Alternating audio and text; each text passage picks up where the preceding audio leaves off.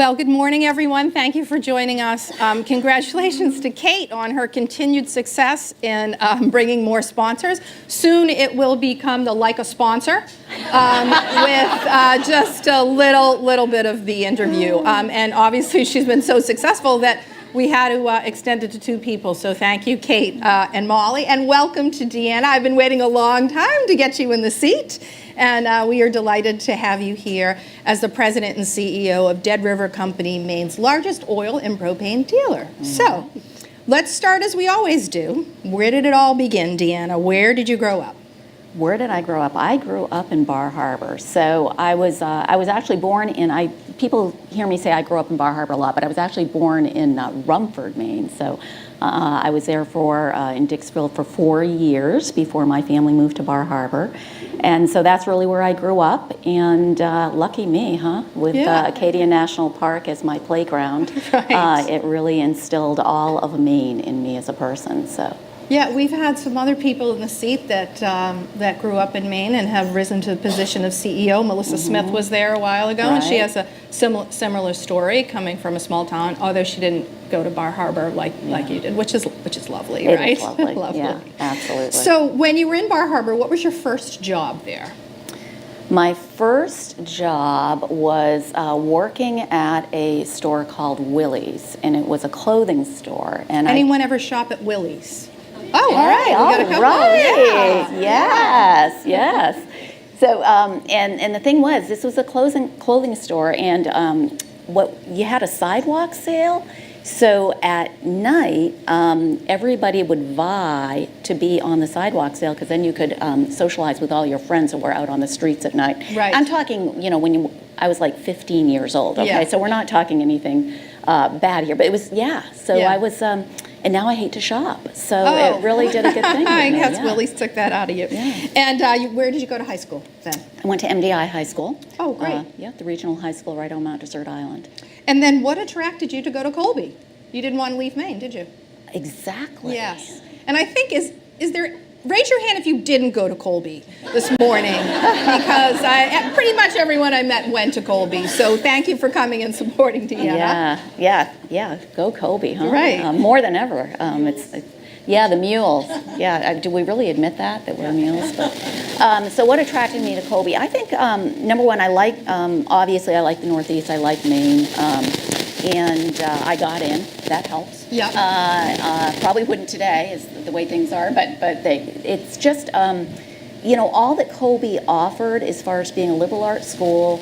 It was important to me to be able to study abroad my junior year. They had a great program for that. I was able to do that. So just bringing all that together, the feeling of the campus. I think one thing when anybody goes somewhere new, it's how does it feel, and to me culture is important. It just felt right. So that's how I ended up at And what did you study while you were there? I was a government public policy major and a French major, so a double major. Wow. And what did you think you were going to do with that degree? And then tell us how you got to Dead River, where you've been for 32 years, which is remarkable. Yeah, that is remarkable. So what did I think I was going to do? So I knew I was going to be an international consultant. And so my senior year, I sent out a lot of resumes to all these great international consulting firms in D.C. and Boston, and I was going to travel and speak my French. I was fluent and never got a response. So, so much for that. Yeah. So, but I did. I actually did an internship for the administrative office of the courts. And sorry, Debbie, I know you're out there somewhere. But my very first boss out of Colby was Debbie Olkin, and so I did an internship for her for a year. It was a paid internship, and when that was over, I called Colby and said, "Hey, is anything out there?" They had a relationship with Dead River Company, so they connected me with HR at Dead River Company, and interviewed for a job, assistant manager of procurement, and got the job, and never left. Yeah. So you told me an interesting story about how you would track inventory back 32 years ago. Yeah. So we didn't even have Lotus 1, 2, 3 at that time, if some of you remember. And some of you were with Dead River at that time, and I've seen you out there. But we literally had a big whiteboard that was probably about the size of this wall, and we would write with a marker every day. We'd say, this is how much we started with, and here's the day, and this is how much we pulled, and we would erase it, and we would write it again. So, it was quite a while ago. There was no voicemail. So that kind of things have changed quite a bit, yeah, right? Yeah. And you didn't even have a cell phone where you could take a picture of that day's whiteboard to keep, So, no, we had erasers. Yeah, that's pretty remarkable. Yeah. So talk about your progression through Dead River Company. So you went from assistant manager of procurement, which honestly sounds like a title from The Office. I just have to tell you. Right? No, Assistant to the regional manager of procurement. Yeah. But then you moved out into the field, right? Yes. So I was assistant manager of procurement for a couple of years in the corporate office, and actually said, okay, I'm ready to go back to school. So applied and got into the Johnson School down at Cornell. I was going to go to get my MBA, and the vice president at the time convinced me to stay and said, why do you want to go do that? You don't want to go study full time, pay for that tuition. So why don't you stay here? And we have this great position to be a district manager down in Biddeford at our office. And I don't know how he did it, but he talked me into it. And so I went down there, didn't know anything about anything. I mean, nothing about our business at all. So I went down there for 3 years as a district manager and started a service department down there, which was fun because one thing that I like to do is learn. So I actually went to oil burner school. Yeah. Are there any? Can we run the photos from that of you at oil burner school? No, that would That's not be. Awesome. That would not be good. Yeah. But I spent the 160-hour course. Me and a bunch of other men. You can imagine 30 years ago, trying to figure out how to fix oil burners. So I've said this before, but I will say that even though you go to school for that, if you don't practice it, you don't want me responding at night if you have no heat because it wouldn't be good. So, so I went from there, from Biddeford, to the district manager job in Scarborough, so our Greater Portland office, and then went from there to be a region manager who overlooks, I think it was 6 or 7 districts, and then vice president of energy, and then a couple of years ago into this position. Now, when you were vice president of energy, I know you started the marketing function and also inside sales. Talk about developing kind of new capabilities within a company. Right. Yeah. It's interesting. I think it's how a company grows to me is really interesting because we were back when I was a region manager, so what was that, maybe 20 years ago, the region managers, there were 3 in the company, and we just were serious generalists. I mean, we wore multiple hats. We were the ones that were connected with marketing. Our salespeople were embedded in operations, so we didn't have a sales function as far as professionally. And so when I came into the vice president of energy position, we had reached a point of growth and had a vision for further growth that we said, we just can't do this way anymore. We're not professionals, we're not good at it, or we're not as good as we needed to be to grow. So we added a marketing, a professional marketing person who is here today, Lisa Morissette, who's our director of marketing. Lisa came and joined us and really started marketing at Dead River Company. As far as why brand is important.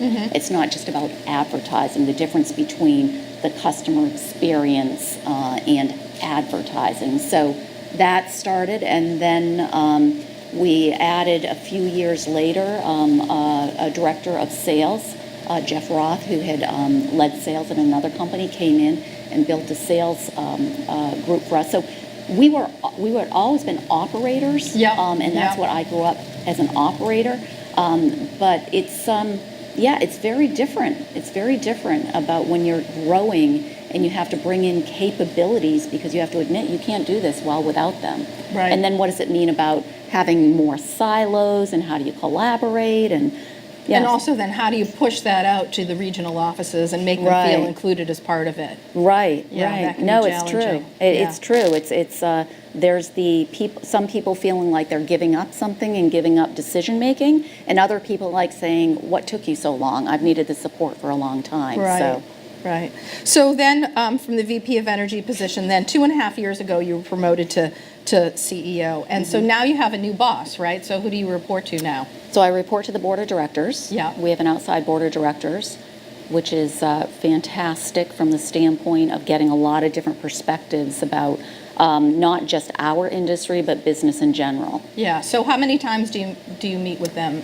We have board meetings quarterly, and then we have committee meetings, three or four committees. So we have committee meetings, probably some of them 2 times a year, some of them more frequently. And do you get freaked out before the board meetings? Like, okay, team. Would you want to be honest? There's a balance. We don't get freaked out from the standpoint of fear and trepidation. Yep. But from a standpoint of preparing Right. and making sure that we get the right amount of information, we're addressing the right topics. I would guess that anybody in the room who has any type of board would empathize with all of us that there's such a balance there you need to strike. And yeah, sometimes it feels like we're in board mode. Yeah. And balancing that is really, really important to make sure you're running the business to run the business, and you're making the decisions you make, and you're taking the input for the board, but we're not running businesses in order to, and nor do by the way, our board or any board does not want anybody to run their business for them. Yeah. But there's always that balance and that tension. yeah. So before we get the question, let's talk about gender. So, I mean, you're a woman running an oil company, an oil delivery business. You went to oil burner school. You were the only woman there. How has gender been a factor at your time at Dead River, or not at all, perhaps? So I like to say we're running an energy business. Okay. All right. So from a branding standpoint, as well as the reality of what we do, we're really we're running an energy business, but really it's what we're doing is we're providing peace of mind. We're providing comfort. We all chose to live in Maine. When you choose to live in Maine, winter is here, and we need to stay warm, or we choose to, even quite frankly, pools. I mean, right? We do a lot of propane, so Yeah. we do that too. So one thing I'd want to say is that there is a perception when you think about you're running an oil company that it's very has mostly men in it. That's true, but when you're running an energy company, there's a little bit of shift there. Yeah. Now, that said, let's get back to running an energy company. The reality is, when you look at where the majority, we have about, probably in the height of the season, 1,100 employees. So probably half of those are either drivers or service technicians, and the majority of those are men. We are getting more women in those jobs, but we need more all the time. It's funny because for me, it's a great question because I don't know if I'm not paying attention enough to gender as a problem in my industry in general, but I am so fortunate that at this company that has been around for 110 years and owned by the same family for 110 years, so I've been here, a third of the time or a little less, I've never, ever felt like gender was a problem for me. It just wasn't even in my mind. It didn't register for me. So I have not, my story is not one of how hard it was because of my gender to be in this company or any company in leadership. And believe me, for many of you out there, that may sound really strange, but I understand how fortunate I am. Yeah. And lucky me that this is the company that I came with. So whether it be in Dead River Company, I think that says a lot about Dead River Company and our family and our board and our leadership and the history, my coworkers, but even in the industry, I think we have to be careful, and I will share with you, I have to be careful. There was a time where I think I was the one that was judging the industry more when, before I joined the industry board, I said, gee, do I really want to go there? That's a bunch of guys that have been in the business, they all own the business, and I was the one that was saying, is that the place for me? And I did, and it was, these are friends of mine, and good friends. Yeah. So lucky me, it hasn't been my story as far as how hard it's been because of my gender.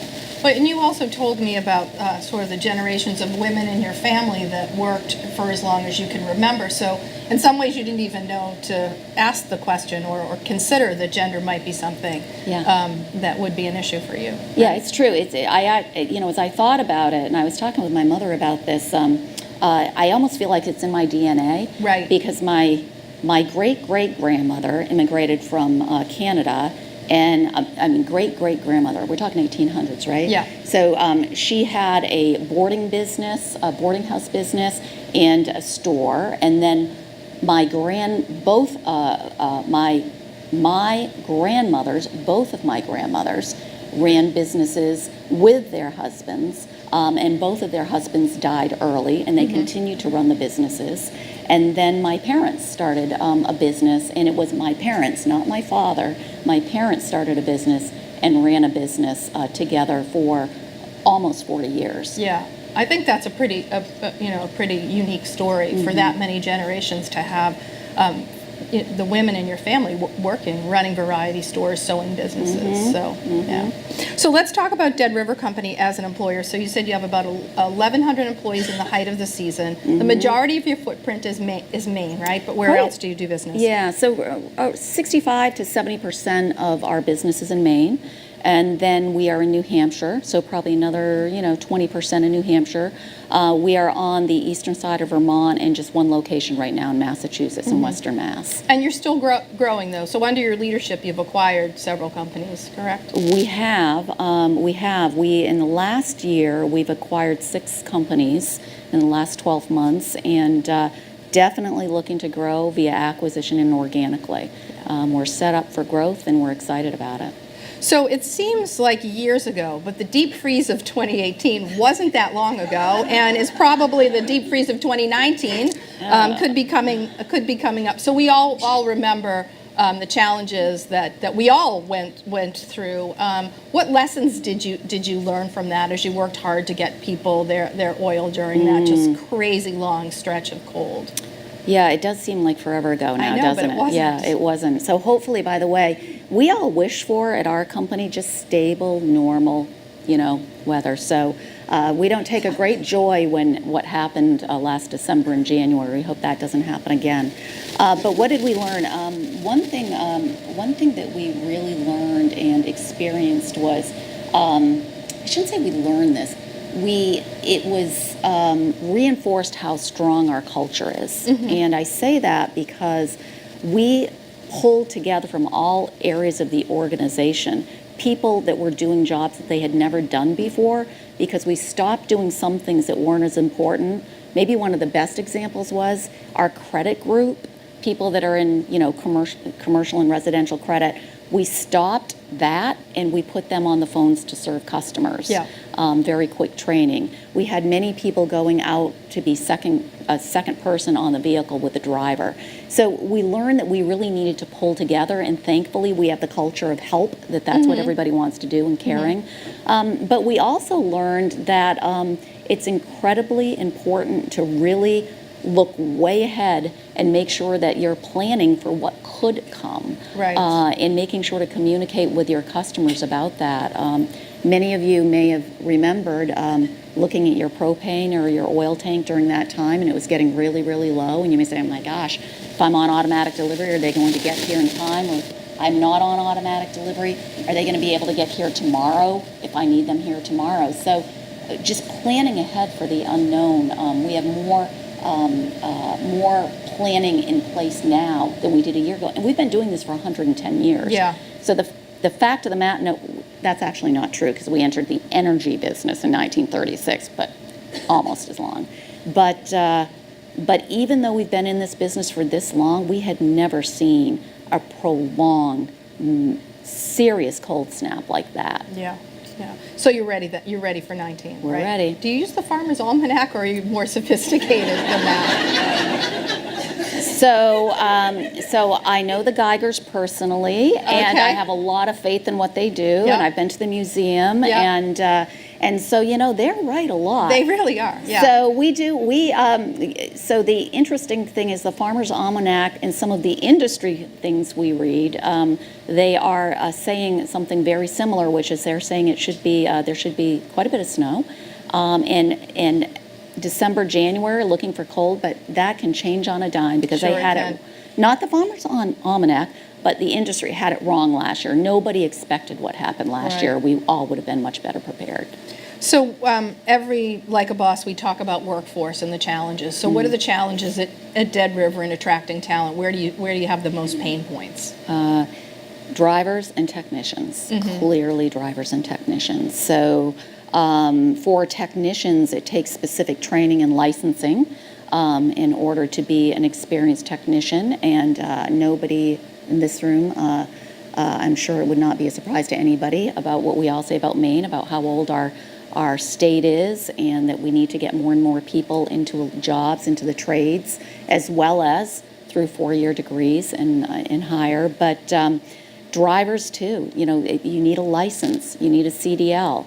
You need, for us, you need a hazardous materials endorsement. You need training. You just don't go get a license and think that you can drive a vehicle like that and drive it well and safely. So those are the two positions that we're really struggling to fill right now. Do you offer incentives, or I'm sure you have a ton of recruiting tips and challenges that you put in place to fill those? We do. We offer. We actually started last year, and we're increasing it. We actually have a referral program not only for our own coworkers to refer people that will get referral bonuses, but even our customers. Oh, that's a great idea. Yeah. So, customers out there, or non-customers, we'd love to have you as a customer. Anybody, there's a lot of seasonality in New England and in Maine. And so there are a lot of people that work on landscaping, lobstering, agriculture, paving, et cetera. And so from the seasonal workforce that we need, we really work hard on establishing those relationships to get people coming back year after year. Right. But we're also in the process now, and I'm guessing that a lot of people in this room are finding the same thing, that we're offering signing bonuses. Drivers are really hard to find. Yeah. So we've been gearing up since the summer in order to bring on the workforce. Let's shift to the values of the company. So what are the key values for you as a CEO to set in place for the employees? Sure. So our core values are integrity, caring, and excellence. And those have been in place at Dead River Company. I remember the meeting, it's been well over 20 years, where a bunch of the leaders of the company got together and really looked inside and said, what do we really stand for? What do we represent? And let's put a stake in the ground. And we did that, and I would say almost everybody, unless you're very new to the company, if you asked any of our coworkers, they would know that those were our core values. For me, personally, the first one of integrity resonates so much because my parents, and starting their business that I actually worked in summers in college, their motto was integrity is foremost, and that's my mom and dad, and so it really resonates with me. Caring to me is what makes up our company and differentiates us as far as coworkers and the culture, and then excellence to me is something that we can't be perfect. As much as anybody that knows me, I kind of tend to be a little bit of a perfectionist, but I'm trying not to be. But we don't want to let perfect get in the way of excellent. You're not always going to be excellent. You're going to fall down, but it's how you pick yourselves up and how you respond. So integrity, caring, and excellence are our core values in my own also. So the caring to me connects to wellness is something that you seem really focused on at Dead River. So talk about how you were the person that took Cake Day and turned it into Healthy Snack Day. No, that was not me, by the way. Right, Heather? Anybody that knows me is that, no, in all seriousness, we did. We used to have cake day every single month, where anybody whose birthday was in that month, we would all get together and we'd celebrate with a cake. And now it is fruit and vegetables and dip and cheese and healthier snacks. Yeah. So the idea is we still want to get together and celebrate. And this is really tough when you're walking down that hallway. Cake isn't on the other side of that that door, but it's the right thing to do. So Right. yeah, no, we really believe very strongly in the connection between wellness and being able to work safely and make sure you're in shape for your job. Because the jobs that a lot of my coworkers do, they are incredibly physically demanding. Right. So I know you also, some other things that you focus on too are sleep and meditation are part of your wellness program, which is not something that seems super common for other wellness programs. Right. We have something we call Spring into Summer, and it is our annual wellness program. And so we actually set up a competition between all of our locations. I think we have somewhere around 50 locations and throughout the 4 states. And you get a point for getting your fruits and vegetables. You get a point for 10 minutes of meditation, a point for 7 hours of sleep, exercise, 30 minutes of exercise, and then 10,000 steps. And so then at the end, you declare a winner. You don't get a cake, but you do get a $50 Hannaford gift certificate. Great. If you reach it yourself, and if you are the winner, then you get to celebrate at your location. But yeah, so sleep, I think sleep is really, really, really important. Right, I mean, especially for the drivers, of course, right? Yeah. Exactly. And one of the things that came out in our employee engagement survey that we did, it came out again this year, but 2 years ago, was that stress. Mm-hmm. And how much people are dealing with stress. And so our wellness team said, okay, well, let's try to educate people more and more on meditation. Yeah. And so I actually have the Headspace app on my phone now, and I'm not going to lie, I don't do it every night, but I try to listen to that many, many times during the wellness plan. Because of my competitive nature, I do it every night. I will meditate to get my point. I will meditate. I've got my point, but it's about creating good habits. Yeah, but it sounds like you've really customized the program specifically for your workforce. That is true. Right. That is true. So let's talk about your team. And so, who are your direct reports? What kind of roles do they play? And how do you manage them? And how do they support you? Sure. So I have a team of. I guess in some ways I say I have a team of 1,100 people because anybody that, I came up through Dead River Company and I spent the majority of my time in the field. And so we talk a lot about team at Dead River Company. And probably one of the things that's most important to me is that I work in the corporate office, which is over in South Portland, and anytime somebody from the field is in our office, and it happens a lot because we have a big training room there, intentionally to get people from the field in our office, but anytime the new managers are in and we're doing new manager orientation, I make a point of saying this, meaning this, the corporate office, is not Dead River Company. That, the outside, where our customers are, where our customer-facing employees are, is Dead River Company. So in some ways I say I have a team of 1,100, but then to more directly answer your question. Yes. So I have 4 direct reports, and then we have a leadership council, which is the directors who are the direct reports of my 4 vice president direct reports, which are about 23 people. And so we have a chief administrative officer, a CFO, chief development officer, and a COO. And those are the 4 positions that report directly to me. And then they have the directors that report to them. But I really look as that leadership council. The leadership council meets monthly to talk about strategy, initiatives, how are we doing, what are the challenges. I meet with my staff officially every other week for an executive staff meeting, but it's constant. So when you get together with your team, you talked about measuring how you're doing and keeping track of your of the business and your strategy, what are the key metrics that you look at?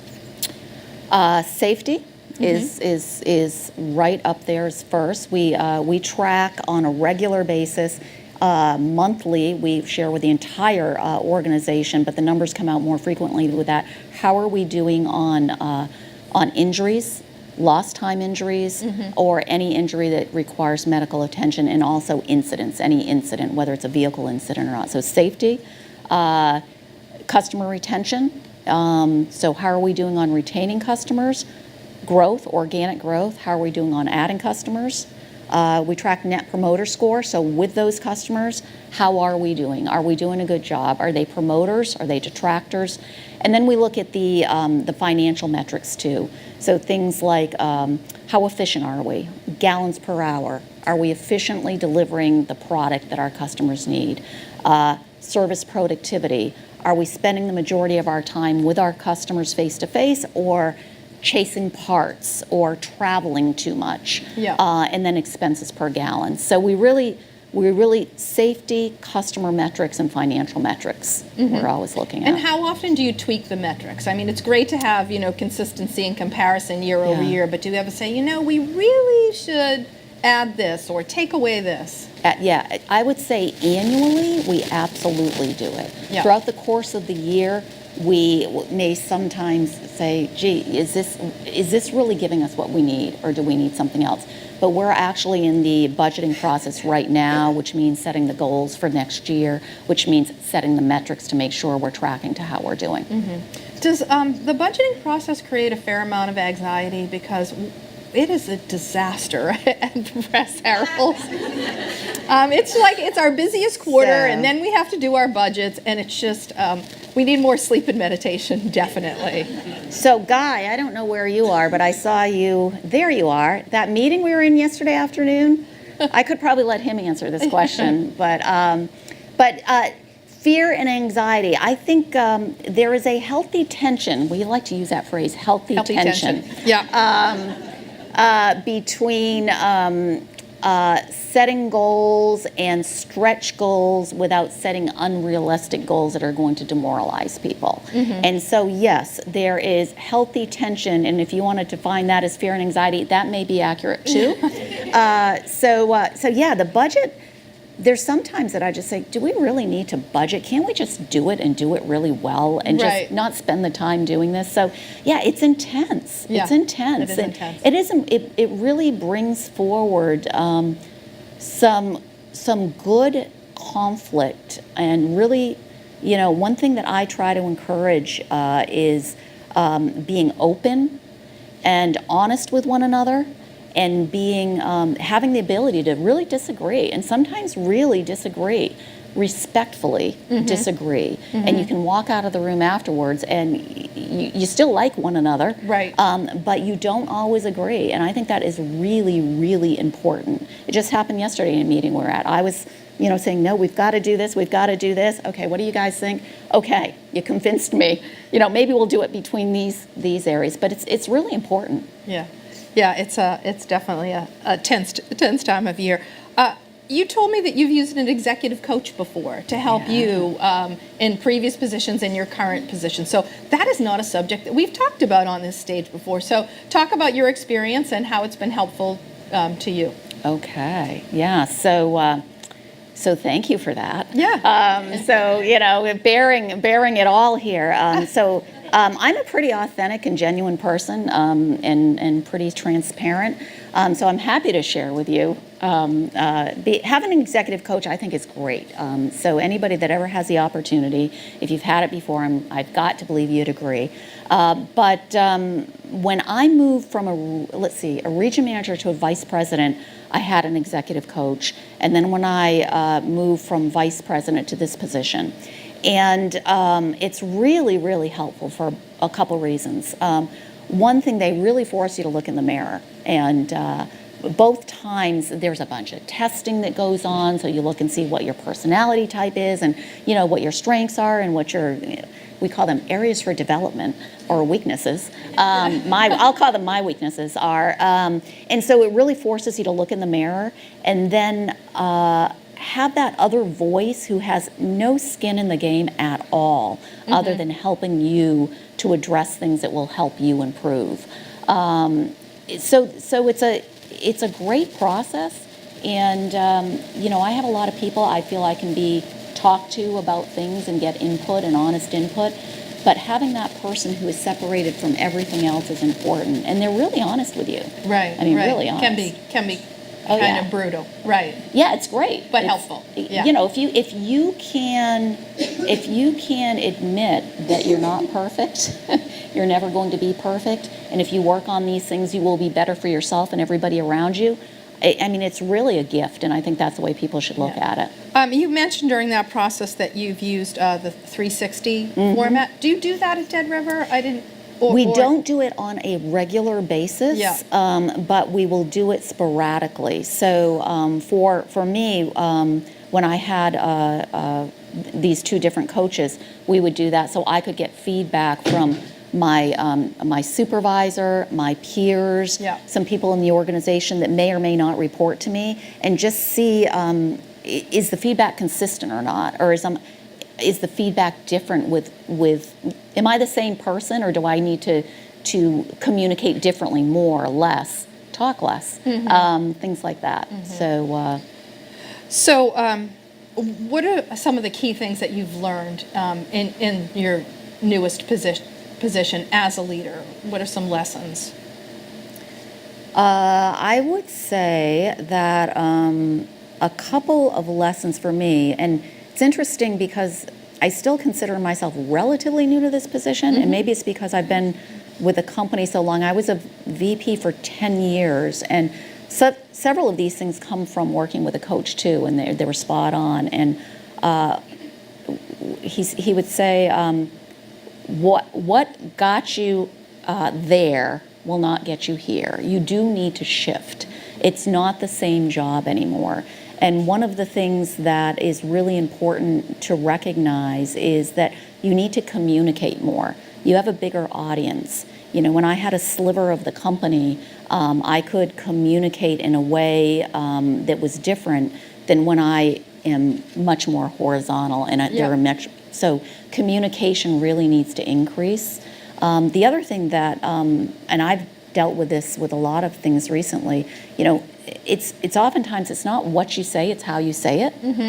So you can say the same words and say them differently, and they will be received differently. I think that's really important for leaders to understand the impact of what you say. And I would say the other thing that's really important is being clear on the why. A lot of times as a leader, you may have in your head, exactly why you're recommending something, and maybe the people closest to you understand that, but it is so vitally important for everybody in the organization, if there's going to be alignment, you have to make sure that you're doing your very best to communicate. Why are we doing this? Without doing that, people just don't understand. What are they thinking now? You people. I had one of our managers. Oh my gosh, he was so funny. He's a friend of mine, or he was a friend until he said this. But he said to me once. He said, Deanna. He said, we do talk about you guys in that office as you people. And so forevermore, when I see him, I said, are we still you people, or are we doing a better job? So anyway, that's one thing that's important. Did you have a mentor throughout your career? I would say I've had several. If I had to say, the people that come to the very top would be my parents. Whether it's personally, whether it's how they raised my sister and my brother and me, and how much respect I have for them as just people, and as parents, as community members, as business people. So my parents by far would be that mentor. And what's important, again, that's, as I said before, even from a business sense, the way they ran their business and what they instilled in all of us, my siblings. So they would be probably first. But recently, and this is funny, I say recently, it's not recently, for the last 20 years until he retired, Bob Moore, who was my direct supervisor for 20 years, and I felt such a partnership with him, and he taught me things about leadership and communication and collaboration, and just watching him, that Bob would be the first to say, I'm not a business person first. Deanna, you'll know more about this industry and this business than I will ever know. But as far as leadership, he just taught me a lot, and I owe him a lot for that. That's great. What's the best advice you give? What's the best advice I give? The best advice I would give, the first one I would say to young people, I think that our young people are under a huge amount of pressure right now. I see it in my nieces when they're applying for, college or whatever. Don't think you have to have it all figured out. So much kids today, to me, seems like they have to have it all figured out, and that is what success is. And I just think that do the right things, set goals, try to achieve them, but don't think that when you enter college you need to know what you're going to do 4 years from now, 5 years ago. So be flexible, have goals, work hard, but be flexible. So that would be for kids. In the business environment, teamwork, I guess, would be the most important to me. And when I talk with the folks that I work with, my coworkers, I will say to them, my dream, my vision is to have all of us, particularly the top 25 leaders, 22 to 25 leaders in the company. We have different silos, of course. We all have different capabilities and responsibilities. But if we can all be working so well together that when some choice is made at the company that we're going to focus on this next because this will move us closest to getting better and improving for our customers, that everybody is on board. Even if that means something in their functional area, we're not focusing on that this year or next year. And so it's about alignment and teamwork. That would be my advice for both people, is you're much, much better together than you are as individuals. Great.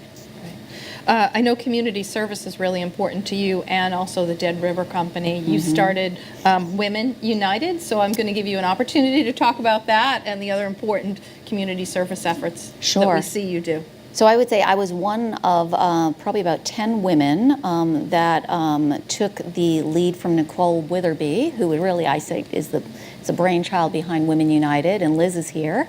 Liz Cotter-Schlacks is the head of United Way of Greater Portland. But so I'm really, really proud to be a part of this group who has pulled together, and we now have 100 members of Women United, and our focus is on helping single moms and their kids, so a two-generational approach to improving the lives of single moms and doing what we can do to support them. And so, again, we have 100 members now. And any of you who are interested, and I hope there are many of you out there who are not members, will consider joining us. So that's really important. It's a really important community effort. It's a United Way affinity group. So it's all part of United Way. It's part of, as is the Brick and Bean Society. Some of you may be familiar with that, with United Way. It's just, I think community involvement and support, I think it's an obligation for quite frankly, all leaders. If you're in this community, you can't be pointing to everybody else and say it's their job. So I think we all need to contribute, whether it's United Way, whether it's USM. I'm on the USM Foundation board, and I was here last time when Glenn was here. He couldn't say it, but I can say it. There's a bond issue out there, and question 4 and 5, because I'm community colleges too, but we need to do what we can to make sure that our universities and the community colleges have what they need to develop this state and make sure that we're not an aging state with everybody leaving. So we need to support that. Educate Maine. I saw Ed here earlier. Educate Maine is a business-led education group that's really focused on making sure that our kids graduate with a credential of value to make sure that they can contribute, stay here in Maine. So all those types of things that are important to invest in our youth are really, really important. And they really are an investment in the long term, right, for our community, but also for your company as well, because they could all be future employees. So Yeah, when we think about the important. community college system, and Right. that's another reason we support, we just donated a bunch of our used vehicles that for them are really important, so they can start a new in fact they have with those started a new training program for drivers, for mechanics to work on these. We do need the trades. Sure. We also need people with advanced degrees, so we need it all, and what we need to do to support that is a lot.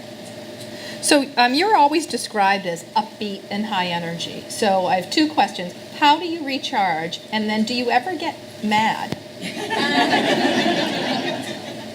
Okay, so first of all, I didn't know I was described that way. So yes. Okay. Yeah, repeatedly.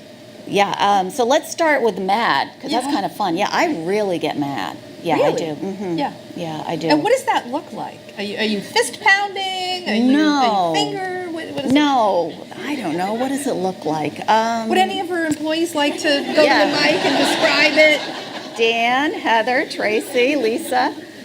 Oh, guys, yeah. raising- Guy from the yeah. budget meetings raising his hand. Yeah, right. So I get a little.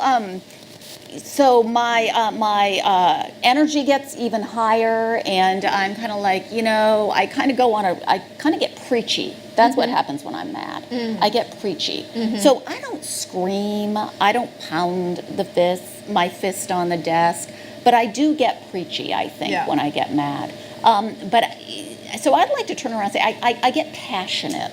I'm passionate. Yes. And there are times where it doesn't happen very often, but sometimes you do need to get mad to make sure that you yourself wake up if you're not paying enough attention to something. So I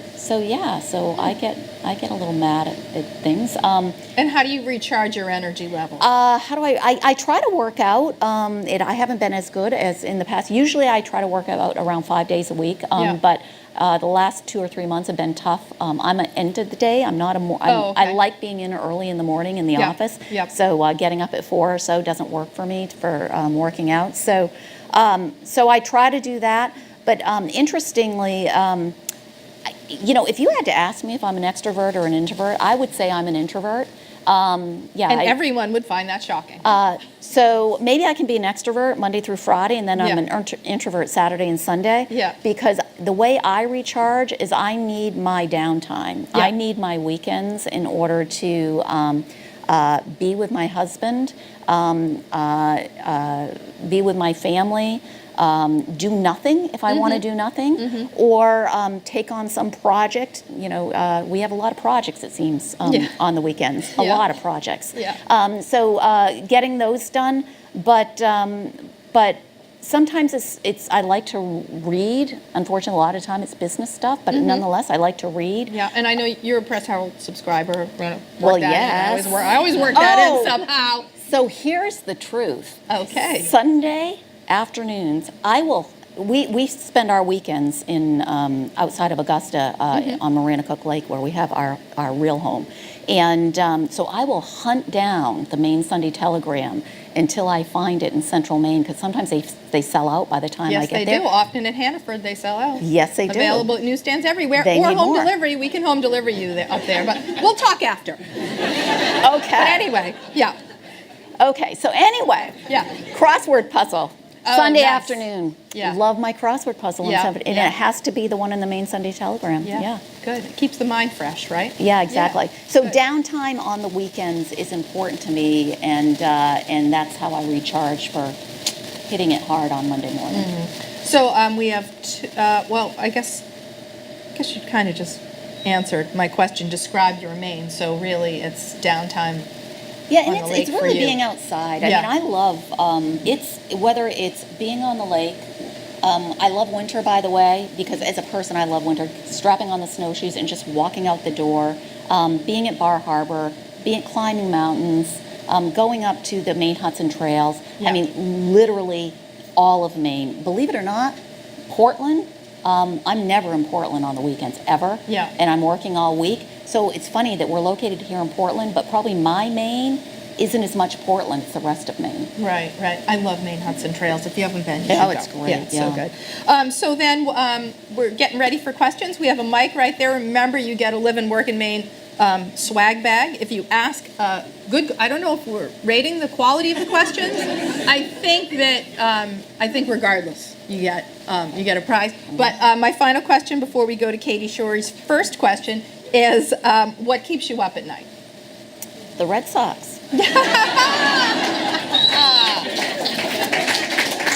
I am Best normally, answer ever. Best I am answer. like usually 9 o'clock, and so the Red Sox. But other than the Red Sox, in all seriousness, where our state is going in the future and making sure that we're doing everything we can do to make sure our youth stays here, number one, and then number two, the safety of my coworkers, and making sure when we have 500 plus vehicles out on the road every day, and oftentimes in the worst conditions, and by the way, we will pull our vehicles off the road if it's too dangerous. Yeah. If it's about that, or making a delivery, we'll pull them off the road. But the safety of my coworkers keeps me up at night. All right, Katie, we are ready. Hello, Katie Shorey, People's United Bank. In reflecting on your career, I'm curious, are there any times that you took what you would consider a risk? Did it pay off? Did it not pay off? So just curious about your risk taking. Sure. I could say in a way that very, very, very early in my career, I took a risk to stay with Dead River Company. That I was not sure about that when I chose to stay rather to go full time to get my MBA, and it worked out okay. And part of it is I was able to. I went to USM and I got my MBA while I was working, which was a really quality program. So I could say that. And interestingly, there were a couple of other times in my career at Dead River Company that I came close to leaving because I had reached a point in my career that I just wasn't feeling challenged.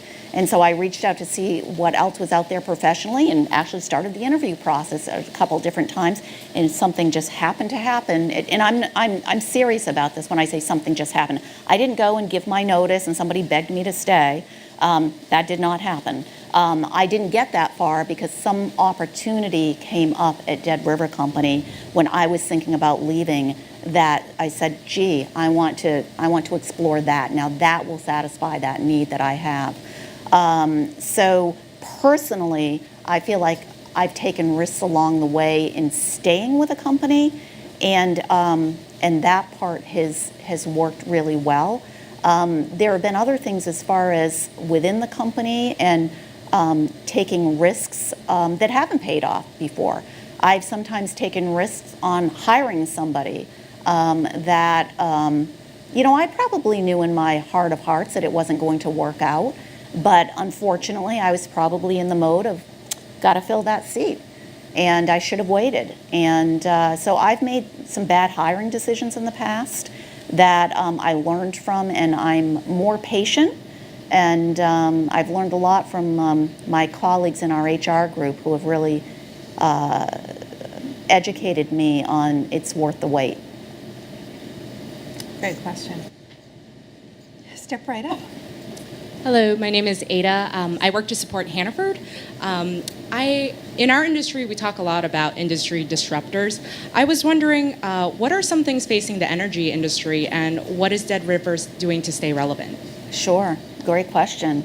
There's so much going on in the energy industry right now. So there are renewables, which, by the way, yes, I work with a propane and heating oil company, diesel, gasoline, all of that. But I think we need all energy.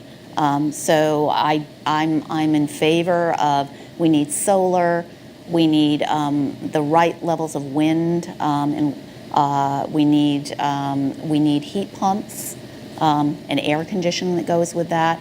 But we need natural gas. We have natural gas. I think we need all energy, whatever it is, because there's huge demand out there for energy. So when I think about the disruptors for our industry, Renewables, you could say, are a disruptor, and they are if you just think of what we're doing today. But we're also looking at renewables, and we're looking right now at how can we use our forests and the biomass and the residuals from everything that goes on, can that be converted into liquid fuels or not? So there are groups that are looking at that right now, and so how can you inject renewables into the products that we deliver every day and be even more environmentally friendly? I don't know if you saw it. It was sometime, I think about a month or so ago, the Press Herald. Oh, the Press Herald. Yeah. Oh, the Press Herald did a front page article, but it was a great article about heating oil and heating fuels. And on July 1st, there was a law that went into effect that said we needed to reduce, which was great, by the way, and we went to the legislature and we testified on behalf of this law to reduce the sulfur content down to 15 parts per million in heating oil, which means that with that and the 5% bio that is typically naturally in what we receive from the refinery, that is on par with the environmental benefits of natural gas. So it's not dirtier, it's the same. So we're trying to look at what else is out there that we can do in order to make sure that our customers who have a lot of equipment in their homes, installed in their homes, how can we be better and better and better as to what we're delivering to them to make sure that so they're burning less, they're saving money, and it's as environmentally friendly as humanly possible. So those are some of the fuel-related disruptors. And I just want to say one other thing about disruptors is just customers in general. Customers want to do business differently today. You guys all know that. You're dealing with it all the time. And so how we interact with our customers, some of them would prefer never to talk to a human being and just do it all by e-commerce or mobile apps, and we're making real inroads on that side too. So it's both understanding how customers want to do business differently, as well as how do we respond to and be part of being more energy efficient and environmentally friendly. So are you referring to the October 10th article by Tux Turkle, our energy reporter? If Well, people yes, would like to Lisa. Google that to read more about it. But reading Tux is fine reporting, though. I also understand that this new low sulfur oil also could potentially prolong the life of your oil burner, correct? Yeah, it could. So this was in effect on July. So everything people are, as we make deliveries, people have to go through their tanks and go through their seasons. So we're going to be watching this very closely to see what the difference is. But here's what should happen: it burns cleaner. So which means that for those of you that have oil heat, when you have your annual tune-ups and the technician comes and they tune up your system, it should be even cleaner, which stands to reason. If it's burning cleaner, your equipment isn't working as hard, so it should prolong the life. So there's just that trickle-down effect, and it's better for the environment. So there's a trickle-down effect all the way along. So we're going to be watching this very, very closely over the next couple years to get the data to understand, do people need to have a tune-up as frequently as they do now or not? Right. We don't want, people say it looks like this is what it looks like. We want to see the data and do the right thing by our customers. So you'll be adding that to your key metrics then, potentially? I'm sure we will. Yes. Do we have any more questions? Come right to the microphone. Got a little bit more time. Hi, Michael Neff from People's United. I wanted to point out one observation. Your corporate values, the acronym is ICE, which is just very clever, very clever. With the labor shortage you spoke of, is there any look into driverless vehicles as part of an investment you're looking to make? So first of all, as far as ICE, I just have to comment on that because we actually for years, and I don't know, quite frankly, if we're still we used to call them ICE rewards, where our field management would give for some good deed or some really good customer experience, they would give an ICE reward, maybe $10 for Dunkin' Donuts or something like that. But it wasn't intentional. When we did integrity, caring, and excellence, it really wasn't intentional. So nice observation. The answer is no right now to driverless vehicles. And the reason for that is that when you think about what we do, there has to be a person when you're talking about transporting oil or propane on the back of the vehicle. It's just not there yet.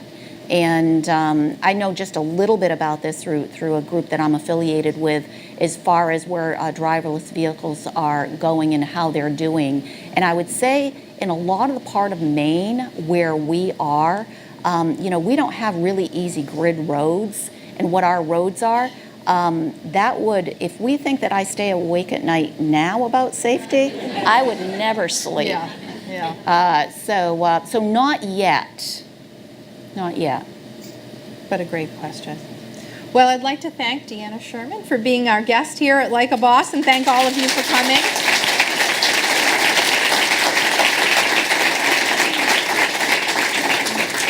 Thank you, of course, to all of our sponsors. And we're putting our lineup together for 2019. So we send you a survey after the event. So if you have suggestions on who else you'd like to see up on stage, certainly do share that with us. And thank you again to Deanna. Happy Friday. Go Sox.